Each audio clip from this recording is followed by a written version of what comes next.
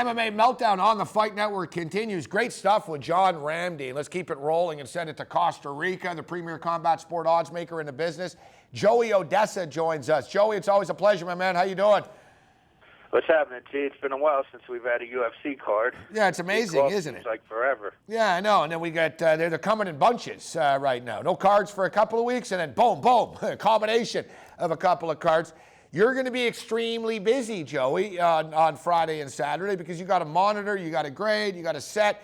You got a lot of work to do with numbers for all of these fights. I look at these cards. The Australian card catches my eye a little bit more from a fan perspective, from a fantasy perspective with Countermove, and we got a contest up for Friday night's card as well over at countermove.com. We'll remind you about that a little bit later on. And from a betting perspective, Joey, I like this Australian card. It's a decent card. I mean, all these cards, once these numbers settle down and stuff, I mean, I like the smaller cards. With the guys that people don't know a lot about, there's a lot of betting opportunity out there. Yeah, it's crazy because you're right. These big, high-profile cards, they're tough to pick fights. Everybody wants to pick on every fight because they're two-name guys. And, we do well, but it's amazing. Like, I go into these cards where I'm like, man, this is a tough one. Bunch of dudes I never really even heard of and stuff. And I ended up going 5-0 all the time with those type of cards. But this is interesting. I broke this down a little bit with John Ramdeen off the top of the show. I got a lot of respect for Michael Bisping. We talk about honest efforts. You can't look at too many Bisping fights and say, you know what? The guy didn't bring it. He didn't try. He tries. He brings it. He's good. He's not great. He's not going to win a title ever, but he's still a very, very good fighter. With that being stated, Luke Rockhold, probably a better fighter. He's a younger fighter. He's got less miles on him. It's hard not to like Rockhold here, even at the $450 price, Joey. Yeah, they're making you pay for the price, that's for sure. I mean, Rockhold's one recent loss to Belfort, and then you got to go, all the way back to like 5 years to, 7 years, right? 2007. Yeah, like his second or third fight. I never really count those. You're right. One recent loss to Belfort. Yeah, and then you got to look at the gym, too, who he's training with. I mean, AKA, those guys, they go at it over there. I mean, look, Kane just got hurt. These guys are sparring hard and training hard. Yeah, some people think they train too hard, actually, over there, and they beat each other up too much. And Rockhold's one of those guys, though. He's just an aggressive type of dude. He wanted this. Rockhold wants the attention. So he's running his mouth. He's trying to get attention. He's got to back it up right now, Joey. Well, I tell you, Bisping, they either love him or they hate him. Like I've become immune to Bisping. He was kind of like the Chael Sonnen. He always had me on the fence. Like I didn't like Sonnen, then I liked Sonnen, and then I didn't. But now I'm just like I just realized these guys are just promoting these fights, and Bisping's actually supposed to be a pretty decent guy. Bisping is actually a cool dude in real life, and Bisping's like the old drunk dude at the end of the bar, and every young guy, all right, hey, shut up, old man, they want to fight him and like to make a name for themselves. But you're a good comparison to Sonnen. He's the British Chael Sonnen, basically. That's what he is. He's not a wrestler, but he's the British Chael Sonnen. Pearson and Iaquinta. And one thing about Bisping we should know, he's alternated wins and losses in his last 6 fights, coming off that win against Kung Lee. So he's actually due for a loss as well if we follow the pattern there. Ross Pearson and Iaquinta. I was looking at Iaquinta here, Joey, and I mentioned this with John about sort of overrated by the odds makers. He's always a big favorite, and this is only the second time he's an underdog in his career. He was an underdog against Miles Jury on the Ultimate Fighter TV show, but other than that, Iaquinta's been favored in every fight. Yeah, I tell you, what did he had one hiccup there against Mitch Clark. Yeah. But I mean, he's tough. He's from Montauk, Long Island. I'm familiar with the area. The high school alumni of Tom Ryan from Ohio State, the Ohio State coach. So he's got good wrestling. Says he wants to stand with Ross, and Ross says, when these guys say they want to stand, they usually shoot. When they say they want to wrestle, they want to stand. But with Al and Quinta, I think that something that's going unnoticed here is, I always see room for improvement with him. Where Ross Pearson, we know what we're going to get. Going in, I know exactly what I'm going to get from Pearson. Al is a little, he came in through the reality show and stuff, and, he overachieved a bit, and had that one hiccup, but I think it's a winnable fight for Al if he fights the right fight. He's got to wrestle. Ross Pearson lives in San Diego now, so he's traveling as well. Would you like it better if this was in the United States, Joey, as opposed to in Australia? I don't think it's that big of a deal. The judges, it's going to come down to the judges. I mean, we've seen some horrible stand-ups sometimes. I mean, even in the Invicta card, I was disappointed with, to talk about last week, that was the only MMA on, really. They had some bad stand-ups, from side control, and, this can happen, it can happen here, too. If Al's down and he's not too active, but I think if he takes him down, I think he's got a real good shot of winning this fight as an underdog. Sam Alvey, not a high-profile fight here, but smiling Sam Alvey, former MFC champion, taking on Dylan Andrews. Should be a good fight, Joey. You don't like the word fun, but both these guys, say what you will about Sam, but he likes to get punched. He's one of these dudes that smiling Sam, hey, punch me and let's brawl. And Dylan Andrews would be more than happy to oblige. Andrews might knock him out. Yeah, I mean, 12 of his fights have resulted in knockout. To Dylan Andrews, I'm saying. Sam, he fought in the MFC under Pavlich's banner. He had some real good success up there with some, good bouts, good matchmaking.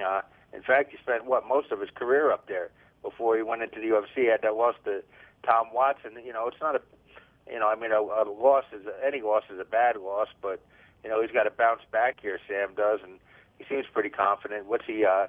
Is he training? He's training with Quest, correct? Yeah, training with Quest. Dylan Andrews minus 165. It's a home fight for Andrews as well. Let's be honest. Sam ain't being sent there to win, Joey.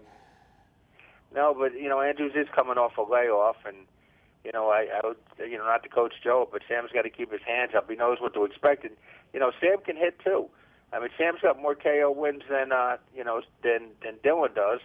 And when the UK went to Australia, if I'm not mistaken, they pretty much they wiped them up.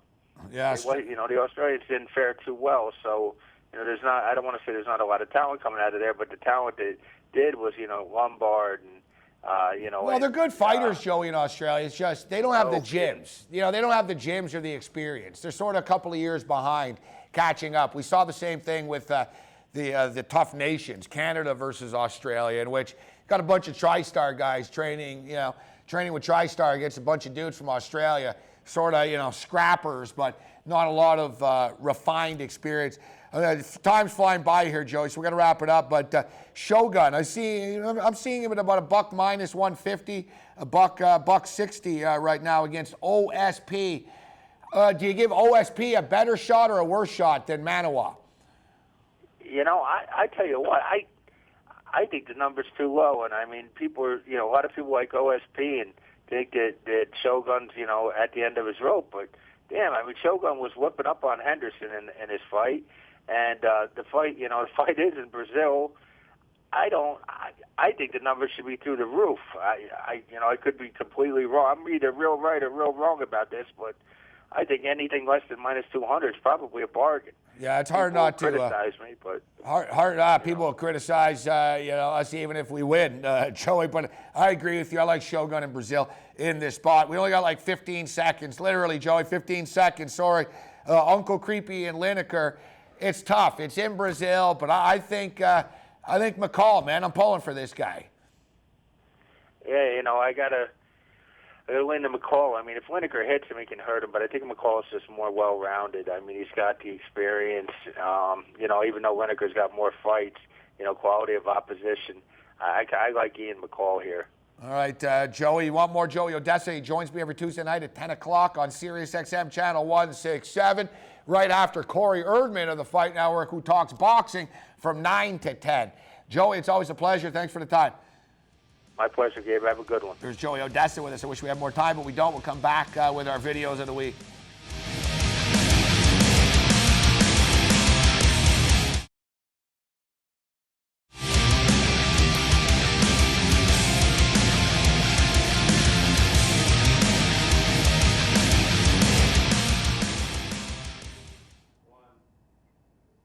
MMA Meltdown on the Fight Network. I am Gabriel Morency. Thanks to John Ramdeen and Joey Oddessa for joining us on the program. Let's get to our videos of the week here. And let's start off with some conflict in the Middle East. Now, we're getting serious here on MMA Meltdown. There's always conflict in the Middle East. Rocks and Palestinians and Israelis throwing it down. We got a chaotic video, except this isn't Israelis and Palestinians. This is Israelis versus Israelis. And you know what'll bring Israelis together to throw down and beat the crap out of each other? The beautiful game of soccer. These hooligans got arrested over the weekend at the match, and they went to court yesterday to show up, and they fought outside the courthouse.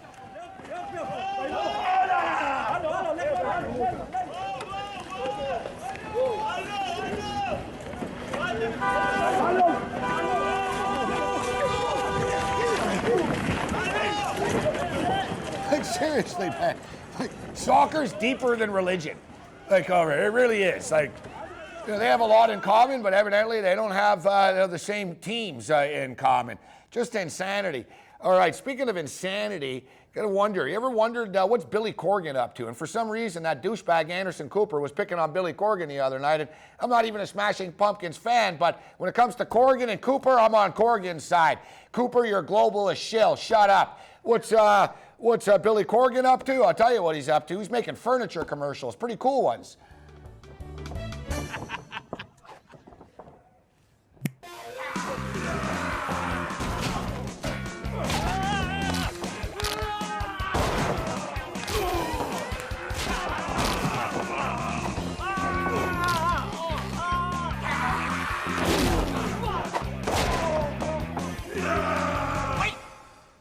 That's a Walter E. Smith chair.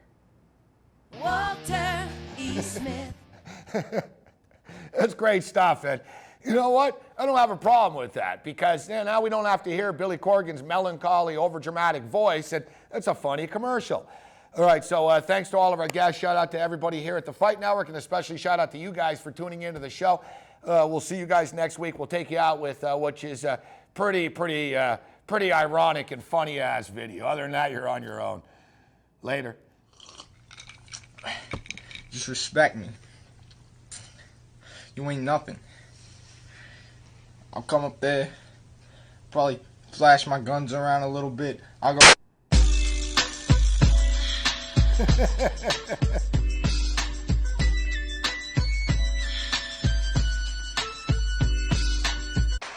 Ooh, dude, my mom's gonna kill me.